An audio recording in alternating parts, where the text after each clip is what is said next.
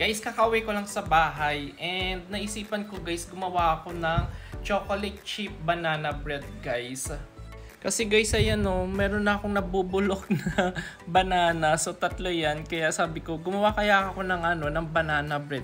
So bumili ako ng bago guys. Then pagka-uwi ko guys, nagbili rin ako ng mga ingredients. So bumili ako nitong all-purpose flour, baking powder, so meron akong baking soda. Tapos bumili din ako nitong vanilla extract. Tapos meron akong egg dito. Tapos bumili din ako nitong chocolate chip. Tapos salt, cinnamon powder, tapos sugar. Tapos bumili din ako nitong container guys para dito ko ilalagay yung aking banana bread.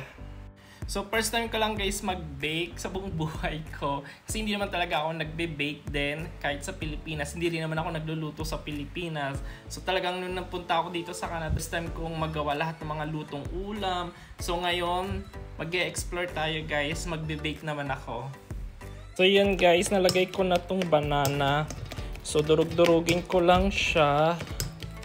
Tapos, itong mga ingredients na sinabi ko kanina guys, pagsasama-samahin ko lang siya dito.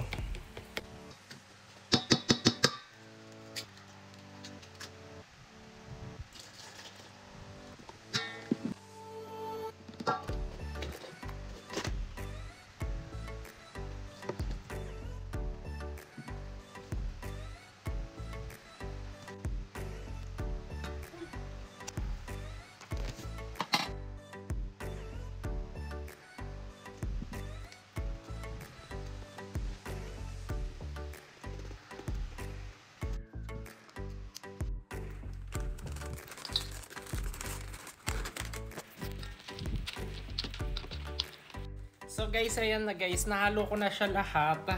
Ayan ang itsura niya. So ita-transfer ko na siya guys sa lagayan.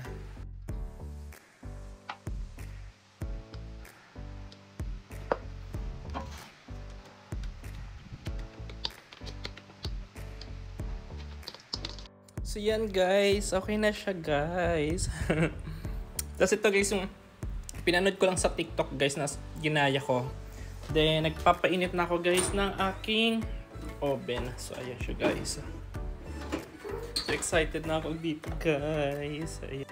Sana maging successful tong first baking ko guys. Itong pagbe-bake ko ng banana chocolate chip bread guys. So, yun. So, habang nag-iintay ako guys nito, kakain muna ako ng lunch guys. Kasi kakauwi ko nga lang galing work.